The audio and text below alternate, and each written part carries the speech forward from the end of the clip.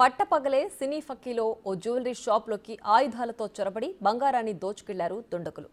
బెంగాల్లోని అసంజోలో రాణిగంజ్ జిల్లాలో ఈ సంఘటన చోటు చేసుకుంది.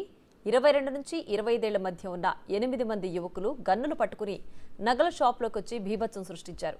దీంతో షాప్లోని కస్టమర్లు, స్టాఫ్ భయభ్రాంతులకు గురయ్యారు. వెంటనే సిబ్బందిలో ఒకరు చాకచక్యంగా పోలీసులకు సమాచారం అందించారు. వెంటనే సంఘటనా స్థలానికి చేరుకున్న పోలీసులు పారిపోతున్న నిందితులను పట్టుకునే ప్రయత్నం చేశారు. ఈ క్రమంలో ఓ నిందితుడిని షూట్ చేశారు. దీంతో అతనికి స్వల్ప గాయాలైనట్లు పోలీసులు తెలిపారు. మిగిలిన వారి కోసం గాలింపు ముమ్మరం చేశారు. నిందితులు దొంగిలించిన మొత్తం ఆభరణాల విలువను ఇంకా నిర్ధారించాల్సి ఉందని పోలీసులు తెలిపారు.